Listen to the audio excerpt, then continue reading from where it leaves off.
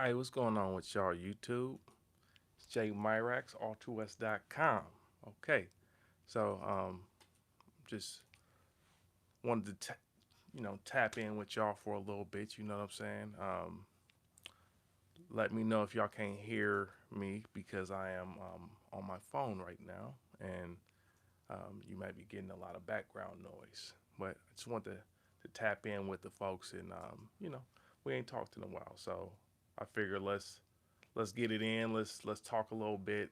A lot of interesting stuff going on right now that I wanted to touch bases with y'all on, and just really vibe with y'all for a second. You know what I'm saying? About to log into this YouTube real quick. Hold on one second. Hold on one second, y'all. Let me know if you can't hear the chat up here. Yeah. What's going on with y'all?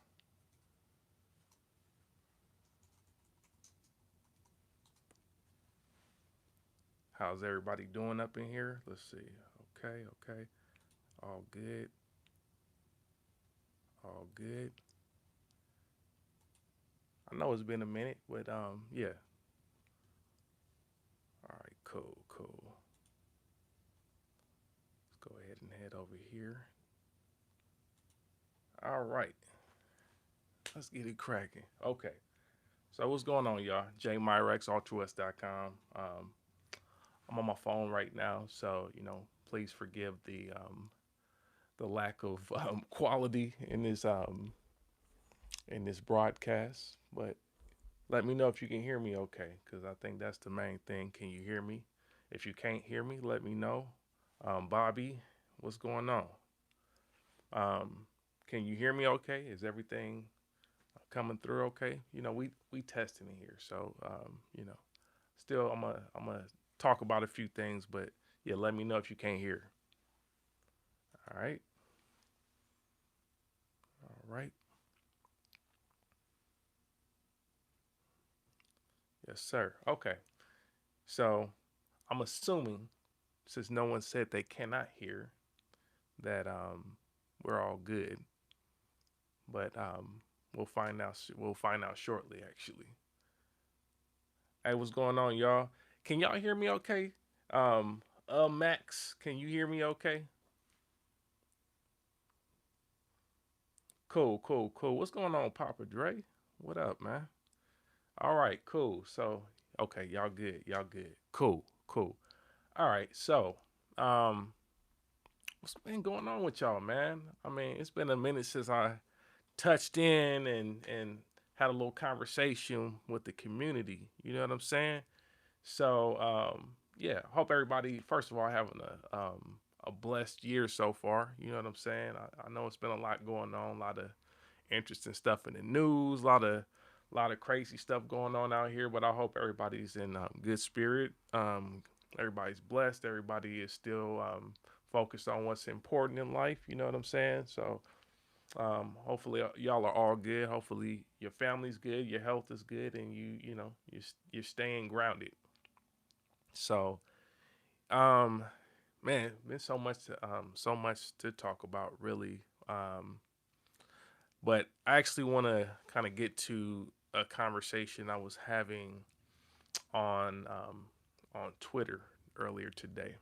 Um, so today I was on Twitter, really addressing a couple of things. I'm seeing a lot more people starting to try to get into the whole um, MPC hardware sequencing conversation again, because there's a lot of options out there now. There's the new MPC one. There's the new the new Roland stuff. There's a couple things going on with Roland that's pretty interesting. So there's a lot of new stuff, and then there's the old stuff. Obviously, there's the old machine and MPCs and all that stuff. So um, there's a lot out there, and I see people are still kind of struggling with some of, you know, the reasoning behind using that stuff. Some people are discovering some of the unique qualities um, of hardware for the first time. And I'm noticing now, I'm noticing people are like really um, amazed to some degree about how different hardware can be from um, using virtual. And, I wanted to clear up a few things because I think, realistically, there's a lot of misinformation and misunderstanding out there about the whole hardware versus software thing. And I'm not going to turn this into a debate, but I wanted to bring up a couple points that people tend to get wrong when they're talking about hardware and software. Um, one of the things I mentioned today on Twitter was that you know don't go for the hype that um, hardware or hardware based studio is obsolete, because that's very far from the truth. Hardware is not obsolete. A hardware based studio is not obsolete. There's a ton of interesting tools and things that you can use today to make things convenient for you, make things much easier than it was in previous decades and previous generations. But hardware is very much still relevant. It's still useful. It still has a purpose out here. And I think it's important for music producers to still look into using hardware, even if you are, you have a fully functioning setup in software. I think it's still a good thing for you to look into hardware, especially as you are going for mastery over your craft as a music producer, as a audio producer, as someone that is in the audio world. I think analog is a term that you hear a lot. Um, Analog is there is some element of this that has to do with analog, but I think there's bigger differences between like physical and virtual. And I think that's the more important thing about getting hardware, is to understand some of the differences between what happens in the physical domain and what happens in the virtual domain. A lot of times we get into this conversation and it becomes about analog versus digital. So it's like, oh, analog is supposedly better than digital, but digital is cleaner, it's more convenient, it's more cost effective and all these other things. But a lot of the conversation that we're talking about in this community, at least, shouldn't be around analog versus digital, because a lot of things that people talk about with respect to analog tend to be digital. And for example, like the MPC. The MPC is a digital drum machine. It's not. It's a sampler. It records digital samples. It's not analog. Um, but an MPC is a physical device. It's a physical instrument, and I think a lot of us forget that there are differences between playing a physical instrument and playing a virtual instrument. And it's not to say that one is inherently better than the other at this point. They have different pros and cons. But I believe that a lot of music producers, if you haven't really had an opportunity to work with the physical hardware equivalent of a lot of the gear that you have in the virtual domain, it's a good idea to get that experience with those devices. Because what we tend to forget about hardware versus virtual is that virtual is a subjective interpretation of something that is actual in the physical domain. So, when somebody programs a application, usually what they are doing is programming the aspects that they believe are important, that they believe are critical to the instrument or how the device is supposed to function. They're looking at the things that they believe create the sound, the sonic character, the playback behavior. They're coding the things that they believe create the playability of the instrument, but it's all interpretive. And we have to remember that virtual is an interpretation and it's a perspective. And it's usually reflecting the perspective of whoever is coding or create or developing the application. Very important, because if you don't know what the hardware physical equivalent actually does and you've never worked with it yourself, what you are doing when you play the virtual is really relying on the interpretation of the developer to be accurate. And oftentimes, the interpretation of the developer, it might be different than what your interaction with the hardware could be. And I think that's a really important reason. That's an important thing for you to keep in mind. That's an important reason for you to actually consider working with hardware yourself, so you understand what the hardware is capable of doing or how it really interacts, because your interaction with it may be different and you may find that there's different things on the physical version of it that are more important, that make the magic, that create the tone and create the interaction and create some of the interplay that you get and the musicality that you get from that instrument. But you won't know that for yourself from your own perspective until you actually use the hardware. When you use the software, you're using the things that the developer has dictated to you as being the most important aspects of that instrument. So, that's why I'm saying, like, you have to, as you begin to master or you're going towards mastering your craft, you have to explore more stuff. You can't just be stuck with, I'm just going to be virtual only, because everything is in virtual now. I can do everything virtually. I don't need hardware anymore. And it's like you don't know what you are missing until you actually have played the physical version of the instrument. Because without the physical version, there would be no virtual version of it. And obviously, the virtual version is emulating what someone else believes to be the best elements or best aspects. Because usually, on the virtual side, the developers tend to not emulate some of the stuff that may have been perceived as negatives of the instrument, especially for the purpose of creating convenience. A lot of the things that are perceived as being negatives tend to get erased or modified in a way where it creates a more convenient workflow.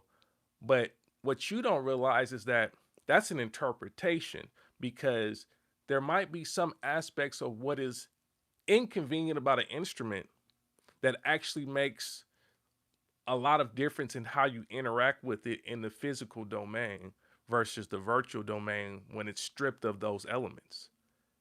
Um, so I know I'm talking very philosophical right now, but there's definitely a philosophical element to music and how we approach music. We all have a different a different perspective that we bring to music.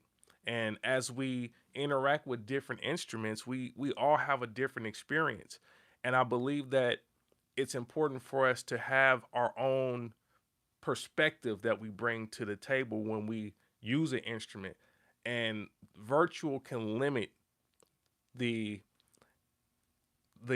approach or the perspective that we're able to impart into these instruments. So I brought that up on Twitter because I know people were like, you know what, you can do everything with these computers now. There's like everything has been emulated, but I would argue that everything has not been emulated yet. There has been a lot of stuff that has been emulated. There's been a lot of stuff that has been um, virtualized, so to speak. But again, they're virtualized from a very specific perspective. Um, you know, in a way, I consider machine, for example, a form of virtualization. It still has a tactile hardware, but it is in a way virtualizing some elements of the sampler, like a traditional sampler workflow, and it comes from a very specific perspective. Um, when we start getting into things that are all software, like you can talk about the universal audio plugin suite, or you can talk about the Steven Slate stuff, or Arturia. All of that stuff is emulating hardware, and it's emulating hardware from a very specific perspective. And I think when you don't understand the difference between how the detented knobs react on a physical hardware when you're turning them, and what it sounds like versus the feeling that you get when you turning the knob on the screen using your mouse, then you won't understand, like, oh, there's some interplay with that. I remember when I was using it, it did this, and I got a certain amount of a certain amount of attenuation, or something else happened to the device. And I'm not saying everything is that sensitive. Not obviously with a lot of digital devices, especially, things are not that sensitive. Like you get a lot more sensitivity when you're talking about things that have a bit more pressure sensitivity, a bit more velocity sensitivity. But also, you also have to consider that hardware when hardware interacts with electricity. So anything that interacts with electricity is going to have its own unique behavior, because especially when you're talking about things with analog circuitry in it. But even digital, when when you're talking about something that has electricity, there's a a chance for electromagnetic field to interact with the hardware. So that's where you get things like noise and other things that come, in dealing with wires and cables and whatnot, and electromagnetic field. There's noise that gets introduced. There's different things that get introduced in the physical domain that don't get introduced in the virtual. And you could try to emulate that, but we got to keep in mind that electricity is alive. Electricity is when I say alive, it's something that has a property that is um, that is how can I say, it's unpredictable in some ways. Electricity can be a bit unpredictable, and we can, if we start getting into like quantum physics and stuff, electrons have a very unique behavior. So I think when we start talking about electricity, we have to consider that there is an effect on how it interacts with the unit, how it interacts with your equipment, and ultimately what type of sound you get out of your equipment.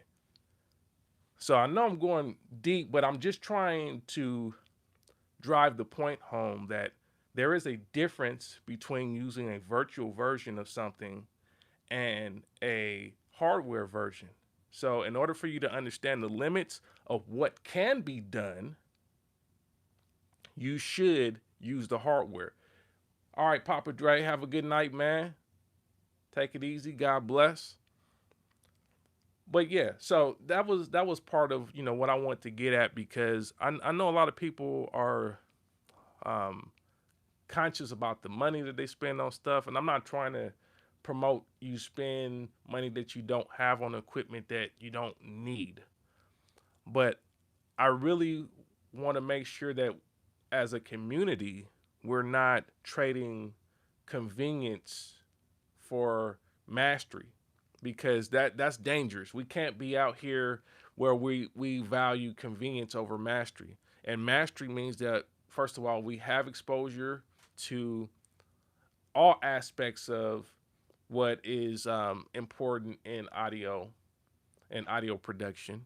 We have a full breadth of understanding, and then we also understand the limitations of different tools. We understand the physical limitations, and we've had experience with trying to overcome those physical limitations, because it also informs you on how you could potentially use the digital version. Not to say that you need to be limited in the same spectrum when you're using a virtual version. But what I'm saying is, when you use a virtual version of something, you'll at least know, am I hearing the same thing that I would hear in the physical domain? So then it helps you to be able to approximate, if you want to get the same sound that you would get from the hardware version, at least you know what the hardware sounds like, versus you're just guessing. You're hoping that it sounds like the hardware version. I had a buddy, and you know, this might trigger some of y'all. So I mean, just beware. This a trigger warning right now. I have a buddy. I'm not gonna mention his name. Um, he was exploring Ableton, and he's a long time hardware user. He's got some of the classics still in his setup right now in terms of hardware, samplers, and whatnot. But he's been, very hardcore Ableton for, I want to say, the good part of the last decade now. But been getting back into some of the hardware stuff again, just because he's interested in exploring some of those tones and sounds. But he was also messing with Ableton, and we started getting into a conversation about the groove templates in Ableton, the MPC groove templates specifically. And he did a deep dive, because he was an MPC user as well. He had a couple different MPCs at one point. And what one of the things he was telling me, as he started to dig deeper into the groove templates in Ableton, was that, hey, these groove templates are off.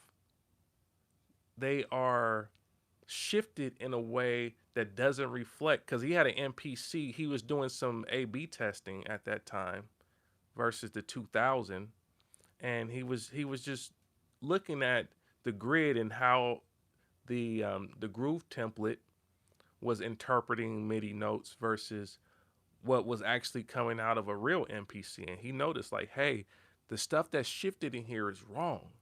It's not the groove template is completely off.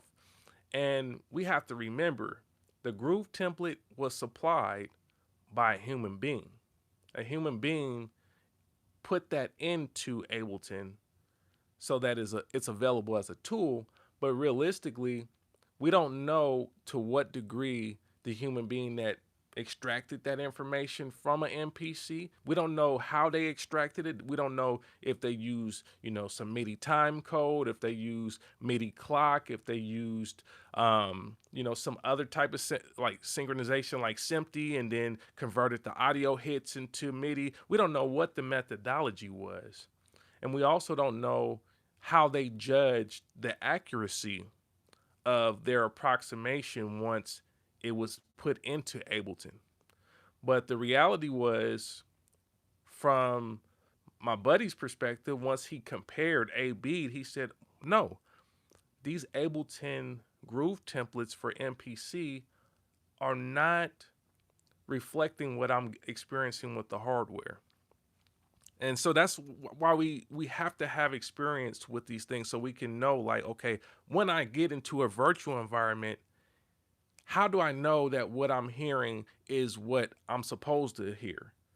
And I only know that if I have mastered the tools, if I've used the tools, if I've dug into the tools long enough to understand how the groove is supposed to sound from that device, or how the tone is supposed to sound. We get a lot of emulators that do lo-fi and all this stuff, right? But it's like, how do you know that the interpretation from this piece of software is accurate to the hardware that it says it's trying to emulate? Oftentimes we just accept it because it changes the sound, but changing the sound doesn't necessarily mean it's accurate. So, and that's not to flame anyone that's making anything using any of those tools. I'm just saying mastery comes by understanding how to best use those tools. And I think a lot of that comes from having exposure to different tools and understanding what they do. So when someone says this is the SP1200 mode, then you have a point of reference because you actually know what the SP1200 really sounds like versus just guessing because, somebody can say SP1200 mode and then you put it on there and it's like, well, it sounds different, it sounds lo-fi, but is it really SP1200 sound or is it just some type of bit reduced sound, you know?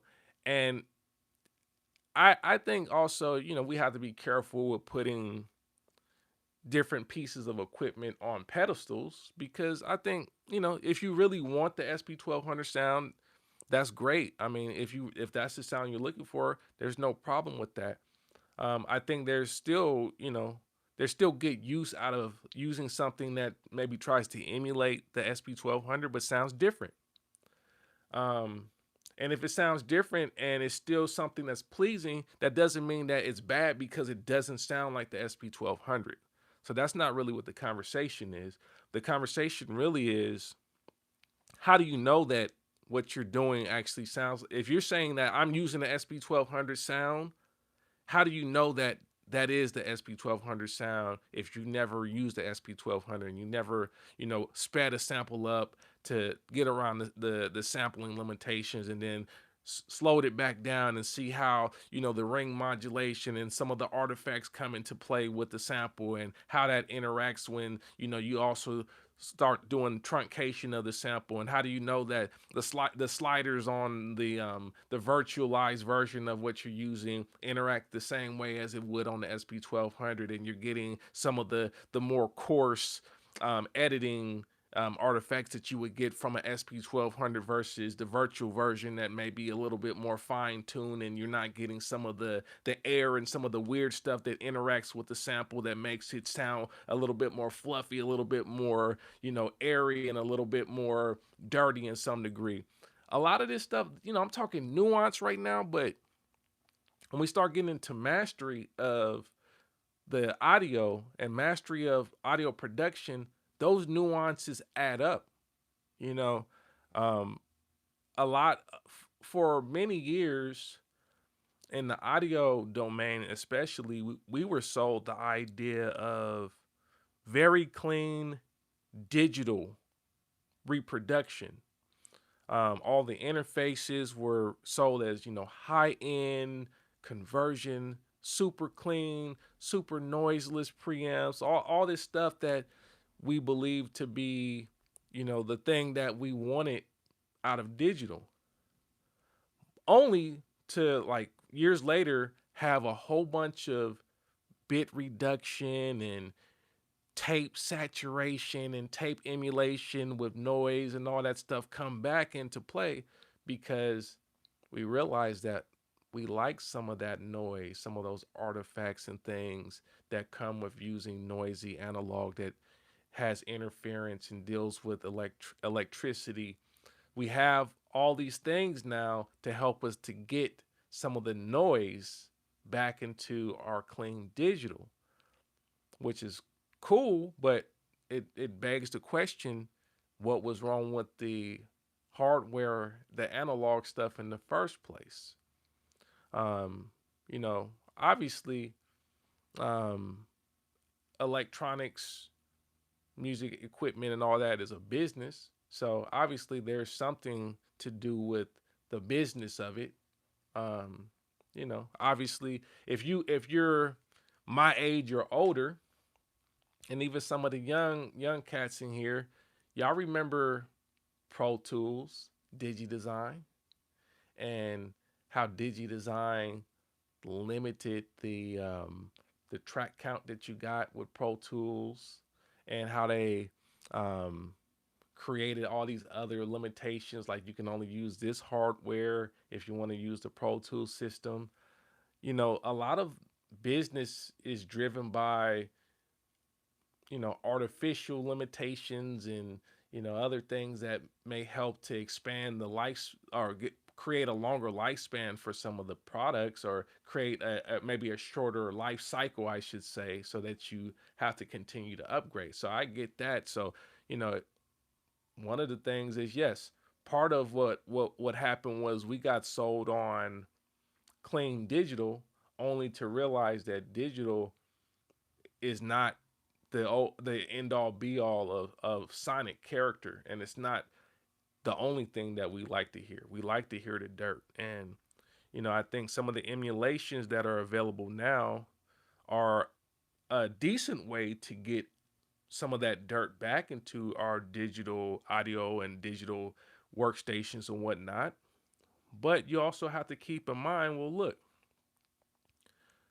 that static noise that you get from, say, like um, a tape emulation plugin may not be interacting the same way as if you recorded your drums to tape, or using a specific microphone plus preamp plus tape. It's not necessarily interacting with um, the sound the same way as what you would get from a virtual version.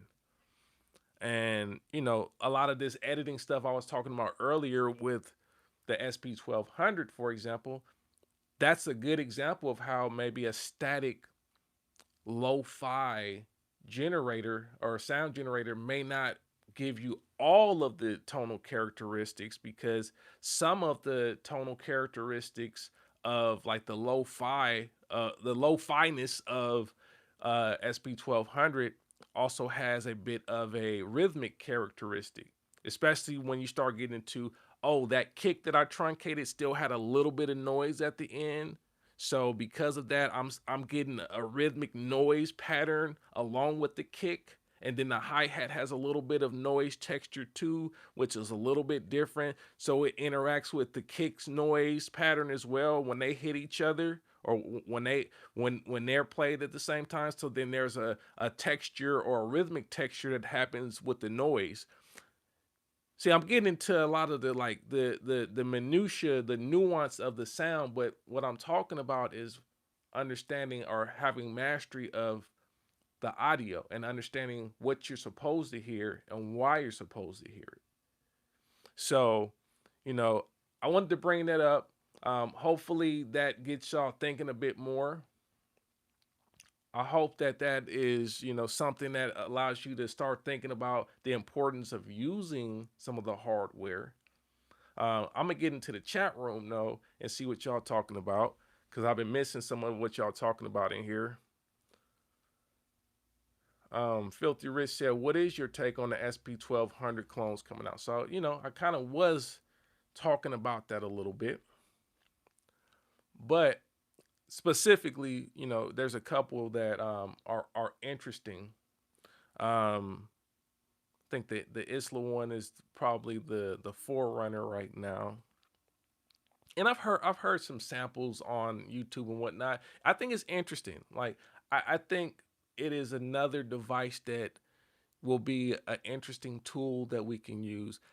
I think it's hard for me to buy things on the strength of it being a clone or a faithful reproduction of something. I think for me, it's more useful to just take it as its own instrument. I think that's really what it is. It's probably something that's inspired by the SP1200, but the reality is, if you just judge it at like with a physical instrument like that, if you just try to judge it based upon how good of a SP1200 is, it's probably not going to um, meet the mark in some regard. I think that there's no way that this thing is going to do everything that the SP1200 did, because it's just it's a different era. We don't even manufacture hardware the same way anymore. I talked about this in another stream before, but I used to work for a electronic connectors company back when I was in my 20s. And one of the big things that was coming around when I was working at that company was ROHS compliance, ROHS compliance. And this was the whole shift in the manufacturing domain where we stopped using lead or lead based products for components. So the whole industry had to shift to being ROHS compliant. And that definitely changed a lot of the manufacturing practices. That's changed, and that was in the early 2000s. I think RoHS compliance. I think the last date that they had to be compliant by was somewhere in 2005 or six, something like that.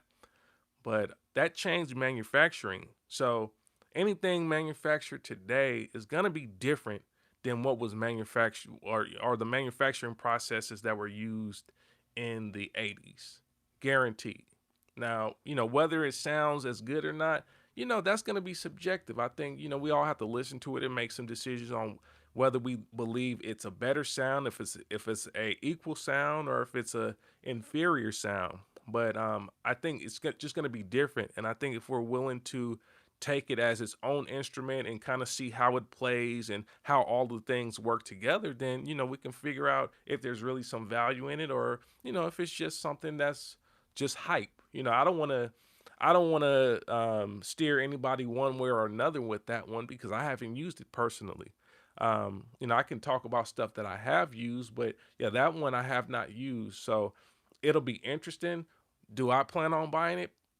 Probably not. I don't think that something like that is um, something that necessarily will add a lot to my setup. But you know, I've had opportunities to spend some time with SP 1200 and stuff in the past, and I think from a workflow perspective, I wasn't really interested in the SP 1200 personally. And the sound, I think, for me personally, just in terms of the style of music that I like, the SP 1200 was never something that really appealed to me personally.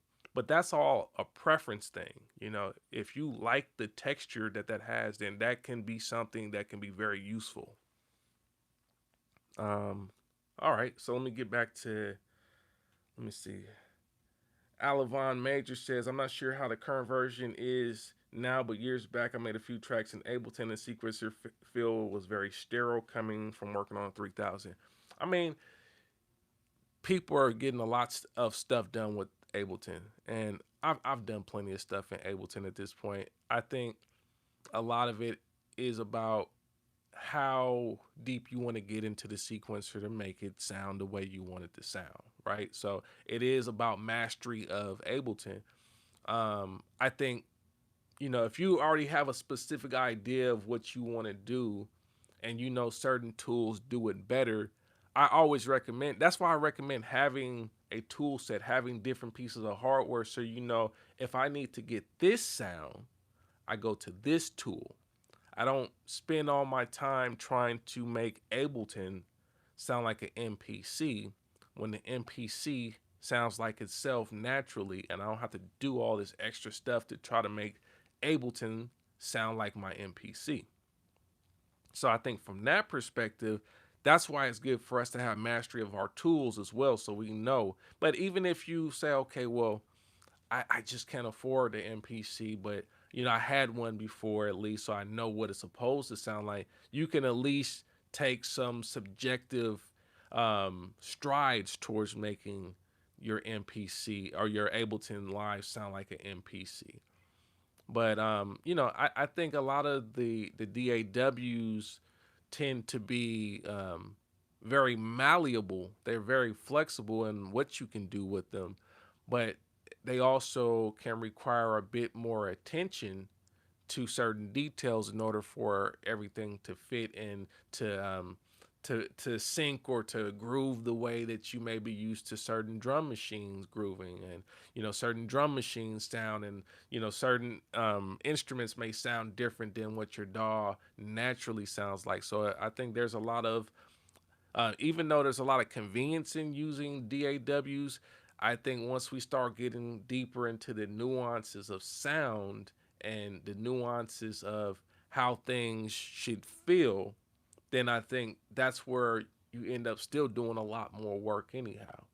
We want to say that, it's easier to just use a DAW, but I don't think it's easier. I think it's easier if you're not going to pay that much attention to the details.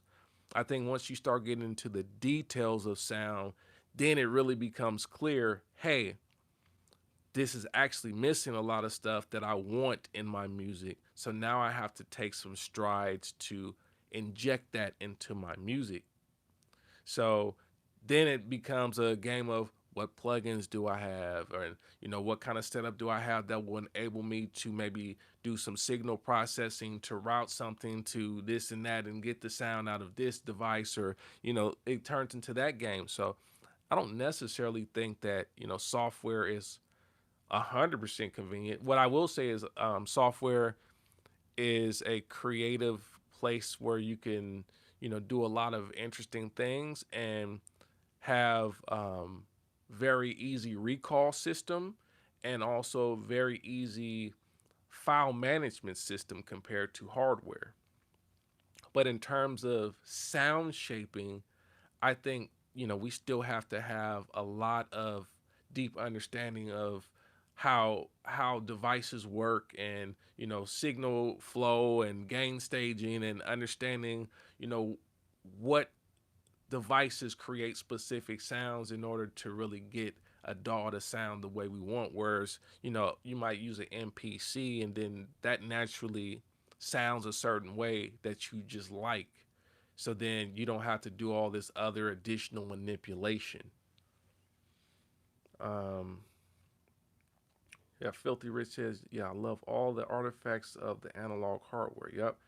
Alavon Major, a lot of the coveted analog gear from the 70s on forward had transformers in them. Various ones had different respective sounds. That, along with third harmonic distortion from tape, is what we all love. Yeah, I mean, there's nothing that we can argue against that, because we know that a lot of the things that we liked about some of the older music, some of the classic music, is some of the analog imperfections. And those analog imperfections come from dealing with things in the physical domain. And right now we're trying to do our best to emulate a lot of those, physical domain imperfections. So, I think there's plus and minuses to all of this stuff, but it's important to know what are the physical domain limitations, and how does the physical domain interact with my instruments and the audio that I'm using, and even the cables that I'm using. Like, having mastery means knowing, like, nah, if I use this type of cable, it's gonna get, the noise floor is gonna be like this on my recording, versus if I use this type of cable, or if I use this cable with this, DI box, and I ground it, then I know, like, my noise floor is going to sound like this. So then the resulting audio is going to have a certain amount of noise. So once you start understanding those elements, you can use the right tools to manipulate the audio to get what you need out of it. Because I don't think that it's always about just getting a clean signal. Sometimes it is about getting some dirt in the signal, and it's about getting the right dirt. You know, a lot of that the high end analog stuff, to be real honest with you, we are chasing, with a lot of that high end analog stuff, we're chasing the perfect type of dirt. You're paying for very high end dirt, very high end distortions, and very high end artifacts that are hard to achieve in the virtual domain. And you pay a very expensive price for some very specific types of distortion and very specific types of dirt and texture. Um, so a lot of that high end analog is just that. But not to say that you cannot achieve some of these analog qualities from virtual. It's just that you got to know what you're actually chasing in the first place. Um, let's see here. Heathcliff said, "Yeah, Digi Design were stingy misers." Yeah, I'm not gonna get too far into that because I spent a lot of money with those people, and yeah, it wasn't good.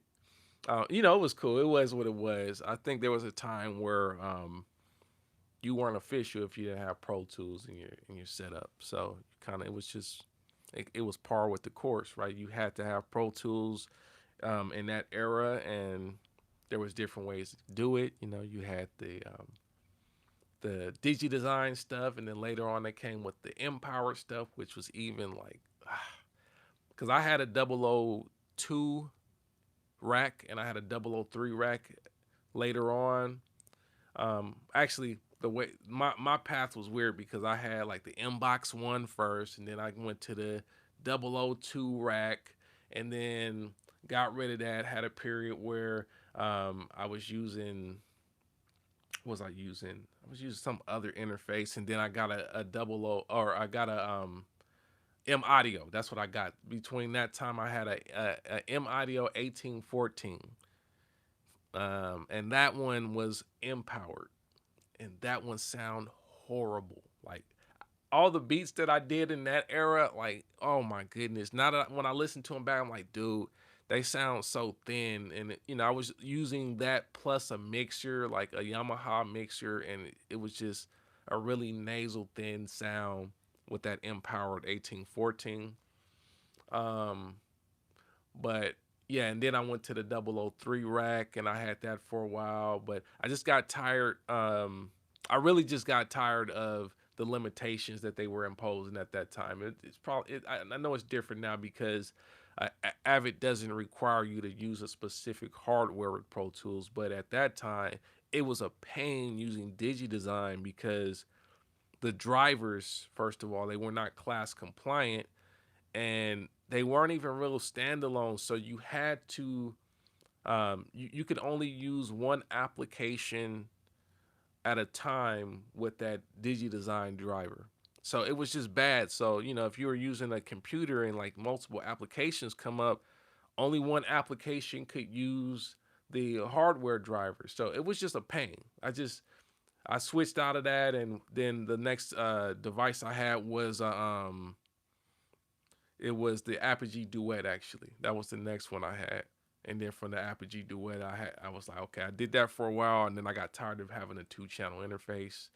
That 2-channel interface, that was another thing I was talking about earlier today, was just with this MPC thing and this drum machine thing. The reality is, a lot of us are not doing it, are not thinking about it the right way. I'll say it like that.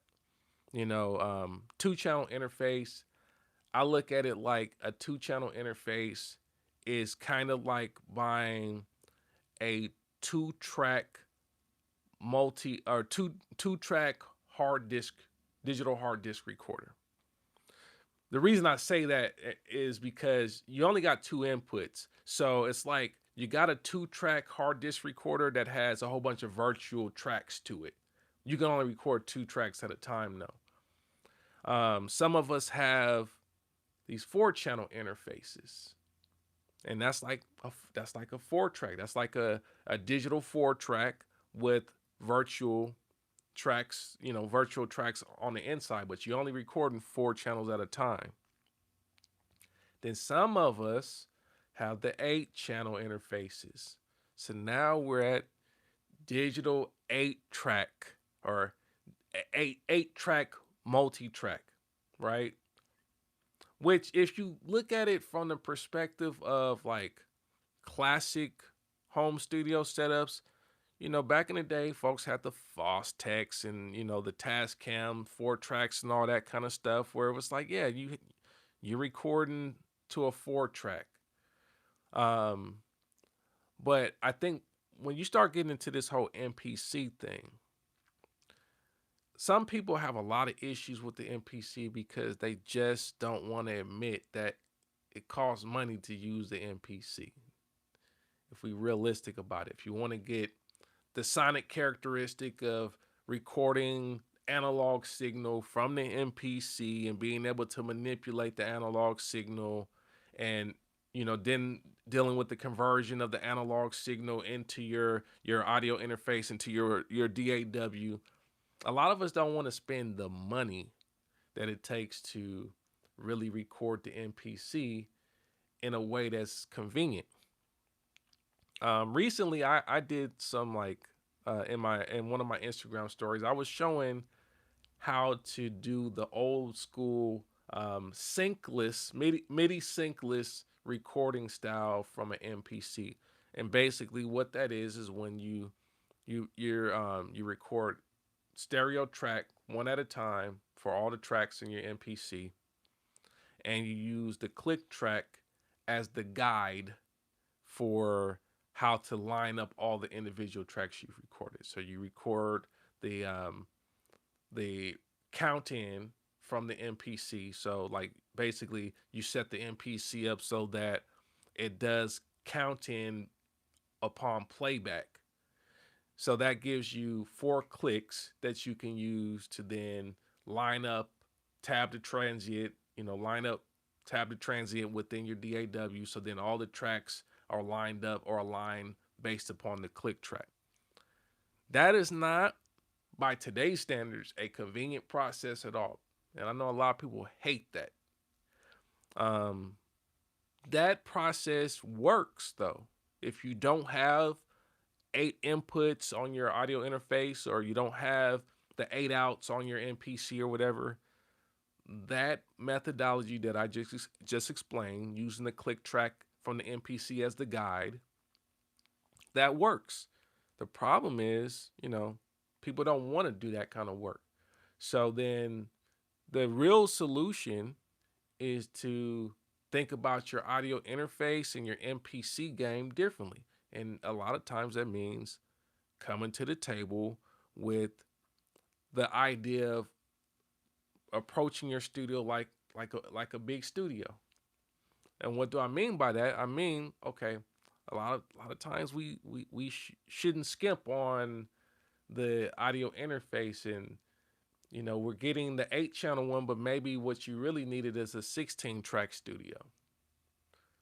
Some of us need more than 16 tracks, but I understand it's a money thing. I get that. I'm not talking from any position of privilege at all. When I bought all my gear when I was younger, um, I put it on credit cards and all kind of stuff. And I ain't trying to tell nobody to get into credit card debt, but that GC credit card, that Guitar Center credit card helped me to get a lot of stuff that I couldn't afford when I was younger, and then you just pay it off. But it's a whole different conversation. But what I'm saying is, a lot of us should be thinking about outfitting our studio, thinking about the amount of tracks we really want to record. Um, Having 8 tracks may not be enough. Sometimes you need to say, I actually need 2 of these 8 channel audio interfaces, or I need a 8 channel preamp with ADAT plus my audio interface so I can get 16 channels. Especially if you got a MIDI setup where you got keyboards and other things, you want to have 8 simultaneous channels of your drum machine routed to your DAW, plus your auxiliary keyboards and whatnot that are also going in. You want to have all that, and you're not gonna get that. You're not gonna get that ease of workflow if you're approaching your studio from the perspective of, I just want a little. I only need a little 2 channel interface. I'm just recording. I'm not recording that much. A lot of us aren't really building recording studios right now. We're building primarily playback studios. But when you want to start getting into recording, you got to start looking at some of the big boy setups. And the big boy setup, sometimes it's like, hey, I need 16. I need 24. The quicker you get to that realization, the easier it'll be for you, though, because realistically, the audio interfaces, it's a necessary, I call it a necessary evil. The reason I say that is because it's like, well, I've had so many audio interfaces in the past 2 decades, and they can be very much a money grab for a lot of reasons. You know, the interface, the connection, and all that stuff may change. I've seen I've seen PCI to USB to FireWire to FireWire 800. Then you got the Thunderbolt, and now the USB C, and it's like they gonna keep doing that to you. They gonna keep doing that to you. I got audio interfaces that are obsolete, that can't be used, can't be hooked up to any modern computers anymore. FireWire 400. Okay. But they're still a necessary evil. And I think it's important if you're setting up your studio, get the amount of channels you really need. I think it could be a negative thing for you to skimp early on with how many channels you think you're gonna record. You really have to take full account. Like if you have an MPC, I think that's where you need to be very realistic about what you're doing.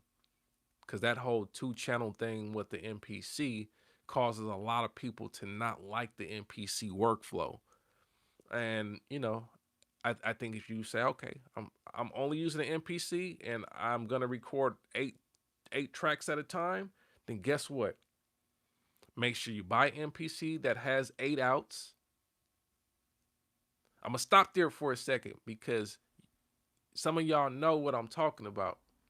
Buy an MPC that has 8 outs, because if you want to actually record analog, then you should have an 8 out MPC. That whole, it only got 2 outs or it only got 4 outs. That's not going to get you what you're looking for if you're trying to get analog recording, meaning you're recording out of the analog outs of that digital device into something else. It might be some preamps. It might be, some type of external processor, like somebody just mentioned the Zulu back there. It might be something like that. It might be into a mixer or whatever. But then from there, you want to send the signal out to your DAW. You want to have multiple outputs. You don't want to do the whole only got 4 channels thing. That 4 channels thing, that's not going to, that's going to make you have to still think about consolidating, or you're going to go back to that workflow I just told you about. Like, hey, you're going to do 2 channels at a time. But if you really want some ease of workflow, it's like, hey, get the 8 channel one, the 8 out one, and then push that into an 8 channel interface. And like I said, if you got that plus MIDI keyboards and whatnot, it's time to start thinking about that 32 or that 16 channel, not 32. Some of y'all might need that, but 16. That might be 2 audio interfaces, or that might mean audio interface plus 8 channel preamp. But get what you need for real if you're gonna use these drum machines. Don't skimp on it, because you end up hurting yourself in the end. You'll end up not liking it, and then you're gonna say, I'm just gonna use Ableton. I'm just gonna use Logic, and I don't need that. I can't stand the workflow. It's like, it's not that you can't stand the workflow. You don't want to compromise, because there's other options. One of the other options is, really making some decisions on how you want to approach getting your sound and your music done in the first place. I think the DAW is one concept of how to record, getting individual tracks and all that stuff. That is a specific concept. But realistically, a lot of classic records were done with a lot less tracks, and there was a lot of consolidation that happened. And consolidation can happen on a mixer. You don't have to do your consolidation in the DAW. Sometimes, it doesn't require you to have everything separate in audio format in order to get a good mix. I think the whole separate tracks thing comes into play for a lot of producers that are selling beats, and I understand that. If you're selling beats and you know that the person that you want to sell beats to is going to ask for individual tracks, then yeah, you need to separate the tracks. But I'm hoping that by now a lot more producers are getting used to the idea of making music that they're going to release as themselves, like as an artist themselves, and not just be solely reliant on selling beats. Because I would argue then you're selling beats and you got to sell stems and all that stuff. Then that means somebody else is gonna have the stems and they're gonna change the mix and change, a lot of the tonal character of what you sent them. So then some of that stuff that you've done in the analog domain may be maintained and some of it may not be by the time they get it and do what they do with it. And if you're not there actually producing the record and they just mix it and put it out there, then a lot of that stuff don't matter at the end of the day. They just want the beat then. But I'm talking about for those of us that are putting out music ourselves, then you don't necessarily have to mix things in digital like that. You can mix things. You can say I'm going to consolidate. So either I'm going to consolidate internal to this device, or I'm going to use maybe an analog mixer or a digital mixer and run all my outputs to of the MPC to the mixer, do my EQs, do all my panning and all the stuff I want to do to the signal, and then consolidate that and send that to a stereo bus and send that out to my recording device. So consolidation can happen on a mixer. It does not have to happen inside of a DAW. And like I said, a lot of classic music, especially in the 60s, and in part of the 70s, of course, too, a lot of the multi parts were consolidated to single tracks or stereo tracks. So then it's like, well, if I got 8 tracks but I got a 16-part band, there's gonna have to be some consolidation happening in order for all this to fit on the amount of tracks that I have. So I think digital has kind of pushed us into not having to make those creative decisions around consolidation. But I think consolidation is a viable means of making music. I know it's counter to what is being said today in the producer community, and in terms of like all the high end engineering circles at this point. It's like, yeah, everything is multi-track, separate tracks, um, maximum automation and control on every track. Yes, that is a way to produce audio. It's not the only way. And that's why I said we got to have mastery. We got to talk about mastery and understand that there's different approaches and different ways to create audio or music production. I've been doing a lot of live sound for the past 4 years for church. And, that definitely changed my perspective of, what's important, having to make decisions on the fly, having to realize, you're not going to be able to do everything perfectly in this environment. You have to make some decisions. Some things have to, be compromised in order for the show to go on, for the service to go on, I should say. But ultimately, you know, working with audio, there's a lot of different ways to accomplish a great sound. So I'm just saying, don't limit yourself, but also understand like sometimes if you want to do something in a specific way and it costs money, um, it's worth investing in yourself if you know that's how you really want to work. If that's what really gets the creative juices going, and then the only limitation is that, man, when I have to record it, it's a pain, then really understand, what you're doing. Because I think, for those of us that are in it for the long haul and we want to actually release music and have a good time creating music, it's worth investing in yourself to have the right setup that is going to be conducive to you getting the job done. Let's see here. Alavon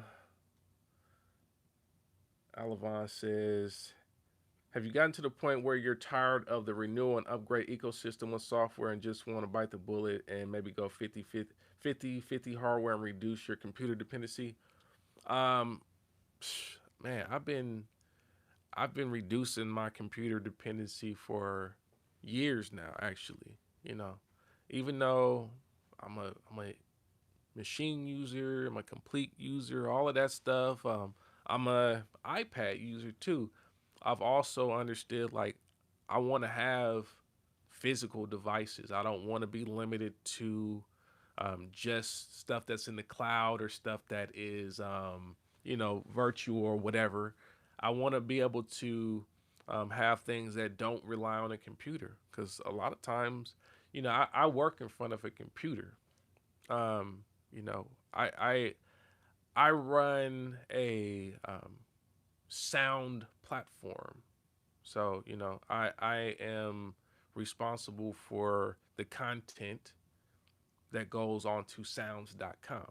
So because I run a sound content platform, I'm dealing with a lot of emails, I'm dealing with a lot of contracts, I'm dealing with a lot of management of resources, I'm dealing with a lot of different things on the computer. I'm working on the computer all the time. And, obviously I'm working in the sound domain, but more on the business side. But realistically, when I get home from work, I don't necessarily want to be in front of the computer all the time. So that analog part, the physical part, I should say, I don't want to say analog, the physical part is necessary because it puts me in a different state. It helps me to get a different feel and different workflow as opposed to I'm just going to get back into the computer again and you know do the computer thing. I was in Excel most of the day today, or no, PowerPoint and Excel most of the day today. And I didn't want to be in front of the computer like that. So, yeah, having the hardware and not being dependent on turning the computer on sometimes can be a refreshing experience. I'm not saying you don't use the computer at all, but I think sometimes it's cool to start a vibe without the computer because it gives you a different experience. And I know I'm talking to people that got jobs here, the people that understand working. You know, I think the other channels I understand that the whole vibe is different. It's about I make my living off of music and all that stuff. I know that's the vibe on a lot of the channels. I've I've made my living off of the music instruments industry um, as a professional, and I've worked in the music instruments industry for over 10 years. But I have a job. I'm a business professional within the music instruments industry. All the stuff that I know about music production, audio recording, sound design, and all that stuff helps me to do my job. But needless to say, I have a job.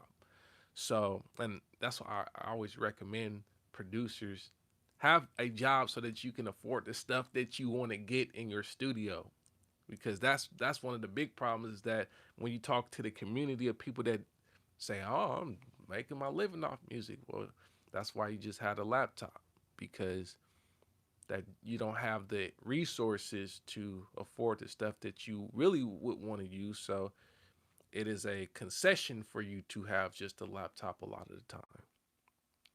So that's, like I said, that's not coming from a point of privilege because I work hard for everything that I get. I work many hours for everything I get. So I know a lot of you guys can relate to that. A lot of you guys can relate to working hard to be able to have the stuff that you have. But I also understand like you don't necessarily want to sit in front of a computer, especially if you have a computer oriented job. And I know, there's people in here that do have computer oriented jobs. Some people in here don't have computer oriented jobs, but maybe find a computer not as inspiring, and I get that as well. But yeah, I believe in a hybrid setup at the end of the day because I think the computer can be a great resource, especially if you use it. I tend to use the computer as a tape machine in a lot of ways. It's a great recording device. Um, I think when I use it that way, it tends to not get in my way as much as when I want to use it in other ways where it's like, okay, well, yeah, that might get in the natural way that I'm used to dealing with my instruments. Let's see what else we got going on in here. Top Villain was talking about the inbox, and I kind of touched that. It's nothing inherently wrong with the inbox. It's just that, hey, if you use an MPC, you may want to consider using something that's a bit more expansive, so you can get more tracks, so that you can track it out and do things in a way that is just more natural, more straightforward. Um, I think the individual tracking and going over and doing takes over and over from a MPC or some drum machine can be a little bit of a frustrating experience, especially if you don't have a good approach to it. Richie De Niro says the MPC 3000 is my workhorse. You got to spend and use that big boy stuff. And yeah, and that's really what I was getting at. You do have to spend if you want to really use that stuff. I think some people get it, and I you can get results without spending.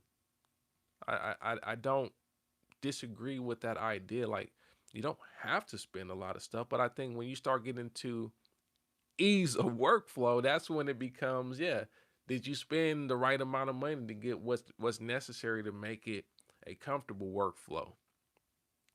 But you can make dope stuff with just an MPC and just going stereo out. If you're talented, you can make the MPC sing, or any of these drum machines sing with just stereo out if you are comfortable with performing and doing your mix and stuff within the device and just recording. I think sometimes we overcomplicate the whole recording game. Um, and like I said, yes, I understand if you're selling beats and you're tracking out stuff, but if you're recording for your own purposes, I think sometimes we can overcomplicate things and try to put it in an environment where it just becomes about having ultimate control to continue polishing and polishing and polishing. And I think a lot of the magic comes from having a great arrangement, having a great groove, having a great sound. But sometimes we try to polish our way into getting that stuff. And, I think that can be a rabbit hole in itself. I think a lot of what we try to accomplish in digital is like ultimate control over every aspect, so that we can always go back and change and modify and change and change. And it's like, well, when are you ever going to commit to the idea and just focus on the music and the performance aspect of it, if it's just about being able to continuously edit all the time? So I think that's part of the overcomplicated part that we tend to inject in this community, the audio community. It's not just the music producer community. I think a lot of the audio community um, can be a little bit too cerebral at times about certain stuff, and it's like sometimes there's just a more simple approach. Sometimes it is okay to just record the stereo out and let the vibe be the vibe. You know, um, I'm not saying don't go for a good sound. Go for a good sound, but I think that's part of mastery too, right? How do I get the best sound out of what I'm using? So, those are not contradictory ideas. Don't get it twisted. It's not contradictory. If you know that you need to work a certain way to get the sound and get the ideas out the way you want and to be able to perform the way you want, get the tools that you need. But if you're like, I really can't, I don't have the means to do it like that, then that means dig deeper into the instrument you have and find out how to get the sound that you want to get out the instrument. And that means changing the approach and understanding like I might have to consolidate things. I may have to really dig in to find how to make this sound the way it needs to sound. And that doesn't come quickly. And I think we got to stop focusing so much on what comes quickly all the time with the art. Um, if you're making music not just for the purpose of profiting off the culture, but you're making music also to push the art forward. That mastery part is much more important. Um, let's see here. I'm gonna take a couple more questions and then I'll probably call it because we're about 75 minutes in. But I appreciate y'all hanging out, all of y'all that have tapped in with me. I know I haven't done a live stream really this year, so I really appreciate y'all hanging out and stuff. But we're gonna keep this going. This a little situation on the phone right now. Wanted to just touch bases with y'all and see how everything was going and just to expand on some conversation I was having on Twitter today actually. Um, Make sure y'all visit my website www.ultrawest.com. Um, just keep in contact. I don't have I didn't talk about the whole thing I did on my YouTube, but my YouTube is kind of it's in a weird state right now because I know y'all probably know about the whole thing with YouTube and the COPA or whatever, and how they were harassing a lot of YouTubers about, who the content is made for and what the potential FTC fines could be and all this other stuff. And a lot of creators changed settings on their channels. And I'm one of them. I've been on YouTube since really the first YouTube video I did was in 2006. And then I made a new channel, which is this channel, in 2007 and started creating content on this one. So I've been here for a long time. But, I always considered what I was doing um, something that could be discovered by a younger version of me. Because the reason I started doing YouTube was because, that when I was younger, I wanted to know what equipment people use and how music producers worked, and I couldn't find anything like that because that was before YouTube and really the internet videos were highly accessible. So I made content that I felt like could be discovered by um, someone younger. So I made some changes on my YouTube that have affected the ability for people to comment on my YouTube channel now. So that's why I said go to altruist.com. We can continue discussion there.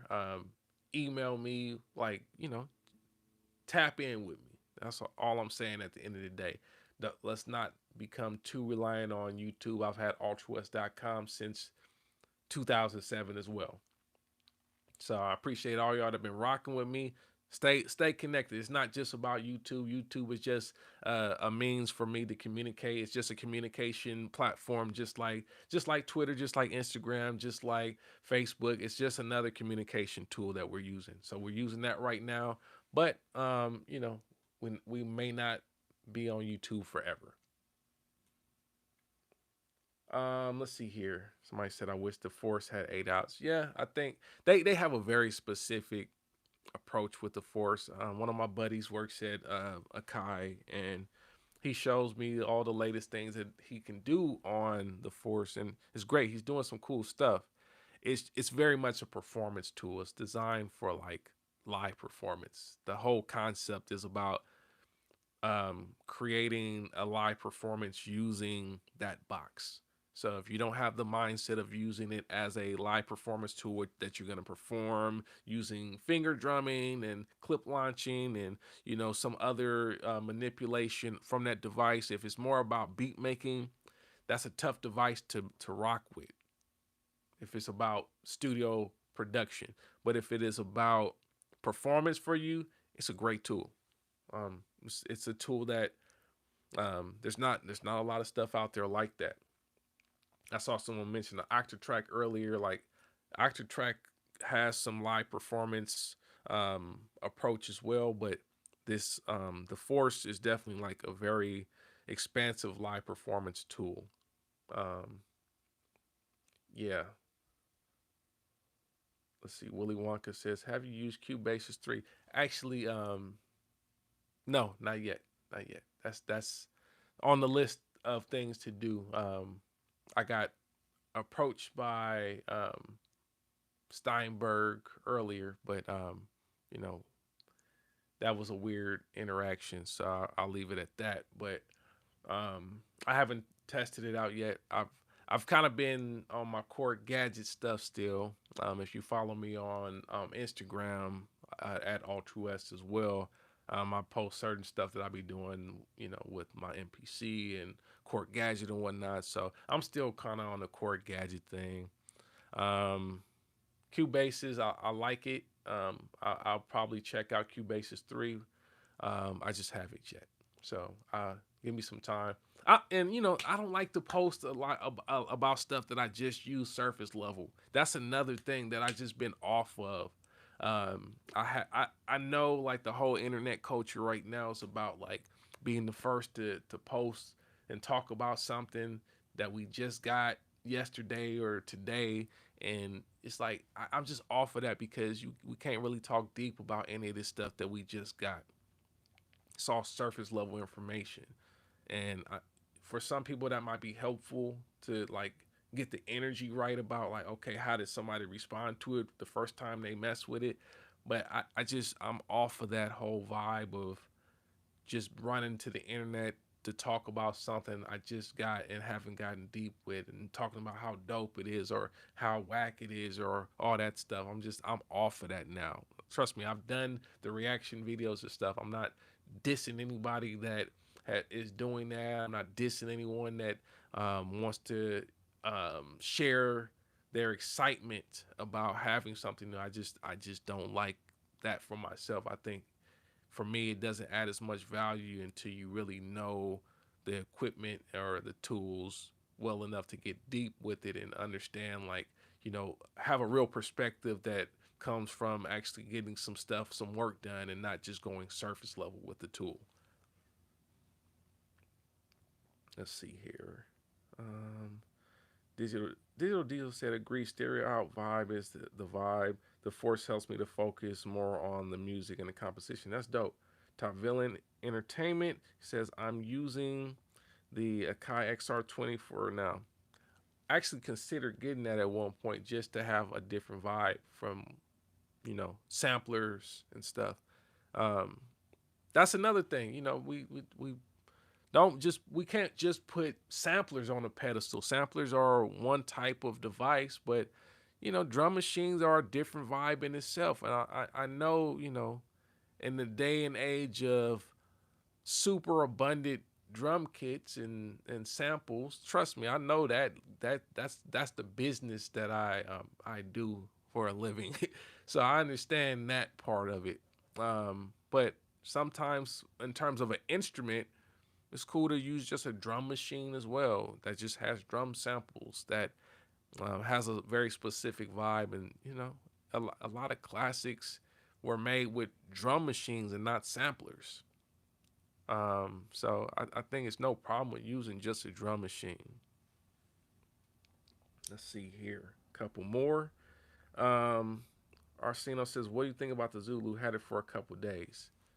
um I've had mine for, I want to say, at least, oh, it's been over a year because I've done a lot of recordings with it.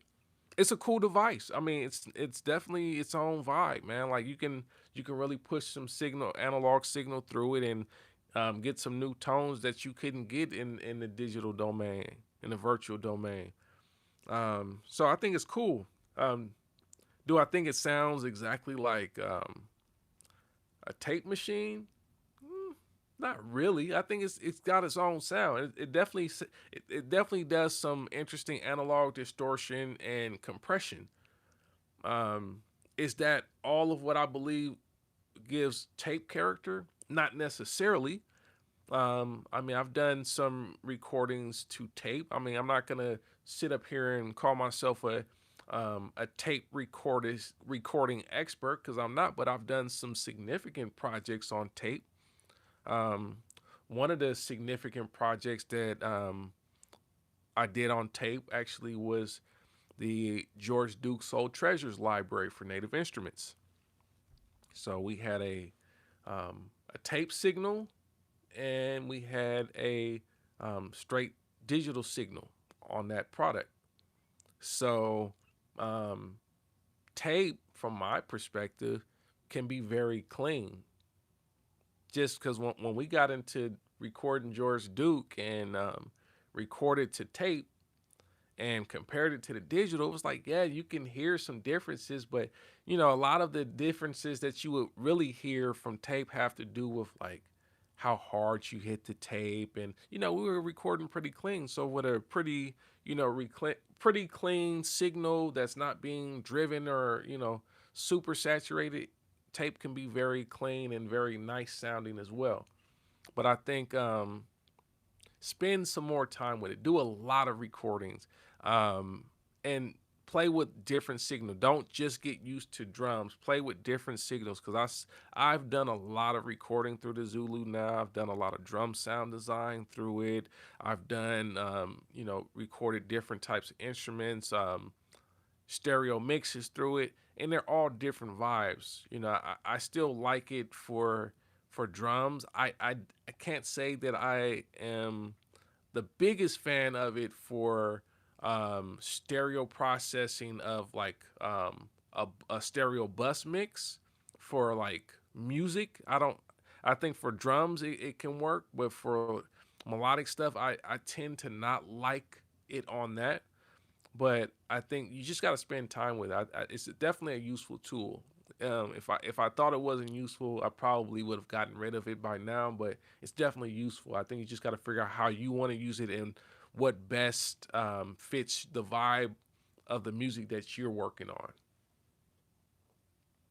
Let's see here. Top Villain Entertainment says I'm trying to get into the NPC game. Been practicing the pads to get good at finger drumming. Yep, that's a good way to do it. That's a good way to do it. Um, Y'all that's in here, man, if you've been enjoying this stream, by the way, please go ahead and hit that like button. Not just because I need the likes. I'm just asking you to do that because I want to make sure that if you like these streams, I want to make sure you continue to see these streams. When I do them, I don't want it to be a situation where you're like, man, what happened to Jay Myrax? I ain't seen him. Go ahead and like it so that things in the magical algorithm world of YouTube work out, and you can continue to see my channel and see when I post stuff. And if you haven't already subscribed, go ahead and subscribe. Hit the subscribe button so that you can continue to see my content. And yeah, this ain't gonna be the last time we do this for sure. Obviously, I say that every time. We always come back, and been going strong since 2007. So um, it'll go until YouTube is no longer the place for us to do this, and then we'll find somewhere else to do it. I'm gonna take one more question. I'm gonna answer this one from Sin Slap. He says, when you make a beat that you put time into, and has value, do you keep it or sell it? That is a great question. I love that question. I love that question. Um, when you make a beat that you put time into and it has value, I think it depends on what the vision is for the beat. I think that's all. It always depends on that.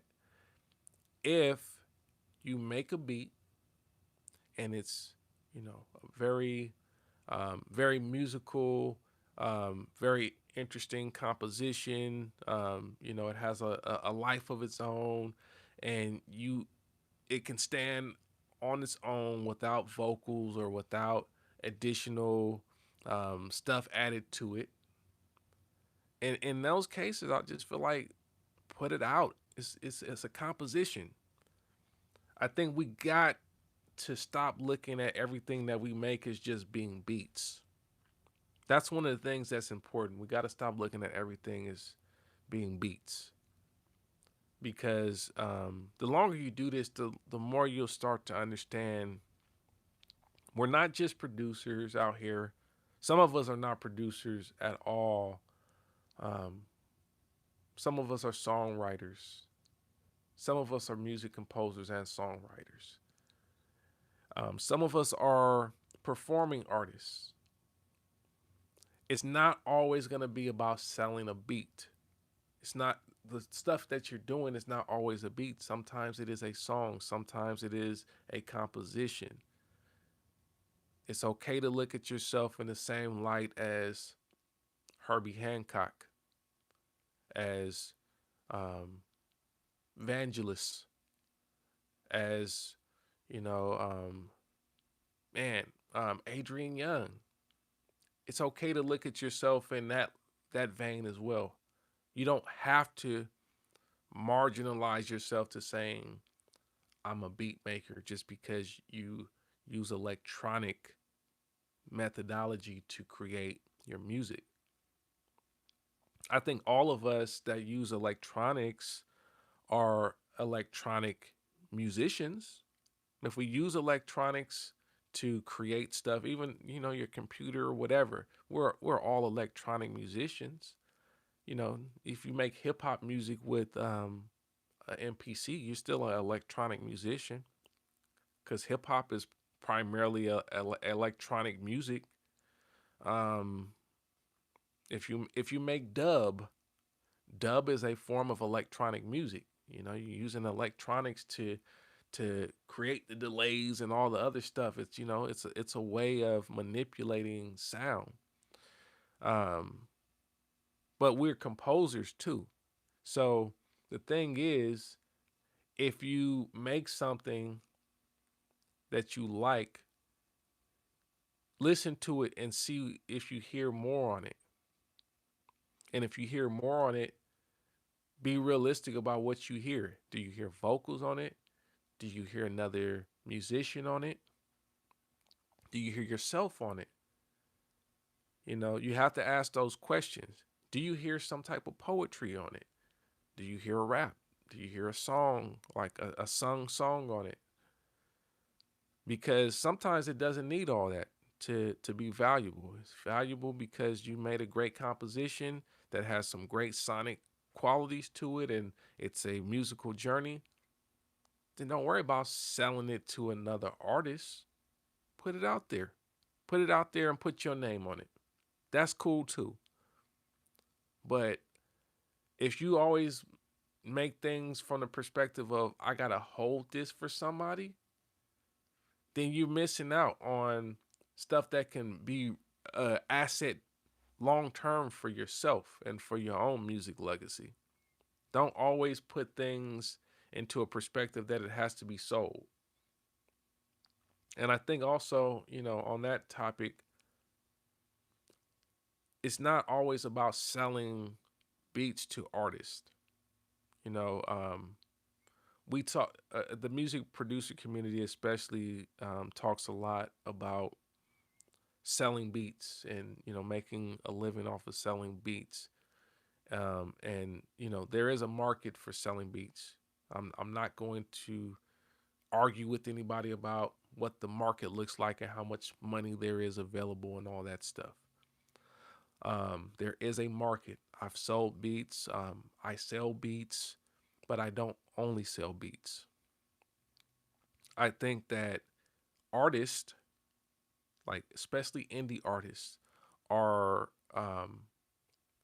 typically not the most well equipped to spend a lot of money on music. Sometimes they have jobs just like us. Sometimes they have other things that they're doing to make money, but they don't always have that much money in the first place. And I think if we always make what we're doing about a transaction, then you can miss out on opportunities to work with great artists and just create some good music.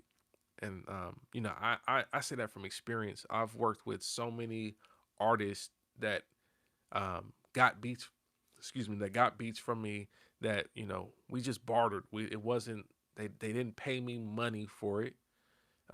We bartered and we made some great stuff. Um, we made some stuff that I think we wouldn't have made if it would have been about a transaction. So we have to be careful with making everything about a transaction, because I know a lot of music producers are limiting the exposure and the experience that they get because they are so focused on selling beats that they don't get an opportunity to actually produce anyone. Um, you know, I was blessed to be able to produce some people very early into my career. And like I said, it wasn't paid, but the experience paid me. It paid a lot of dividends at the end, because we created some stuff that got some good exposure, and that helped us to really hone our craft. And you know, it helped us to really develop a sound and a synergy together, and ultimately a friendship together. You know, some of the people that I've recorded with that you know, it wasn't about a transaction. You know, my dude Clinton Wayne, for example, you know, it was for with him wasn't about a transaction. We did a lot of music together, you know, and he's helped me out along the way, but it wasn't really about what he can pay me. You know, we made good music together, and it's more about that. So I think in that sense, we can't just make everything in this music game about selling to another artist. I understand selling to, you know, a record label, a corporation that has millions upon millions of dollars and budgets to provide to artists and producers and engineers and studios and marketing firms and all that stuff. But you know, what a lot of these artists, sometimes it's better to just team up and create something, and then you can decide whether you want to monetize the product that you guys have created together. Um, that's a different conversation. We can have that conversation at a different time, but I just wanted to inject that into that because I think it's important when we start talking about should you keep it for yourself or should you sell it. Sometimes if you hear something more expensive than what you can do on your own, and you know someone that could be a good fit, it ain't necessarily like, hey, you want to buy this beat. Sometimes it's like, hey, I need you to get on this track. I got an idea. I need you to get on this track. And then you guys can figure out, you know, what you want to do with that. If you want to put it out, distribute it, physical, digital, streaming, whatever. That's a choice you make after to monetize it. You know, we can talk about monetization of audio later, but I think for the most part, that's a philosophical question. Some of this stuff is just better for you to just put out and not worry about waiting for someone. So hopefully that helps. All right, so um, I did quite a longer session than I normally like to do, but it's all good. I appreciate y'all building with me. I appreciate y'all that hung in. Um, we're gonna continue to do this. Make sure you hit the like button, hit the subscribe button. I appreciate all y'all. Until next time, I just want to tell y'all peace and God bless, and make sure you visit my website www.altruist.com. All right.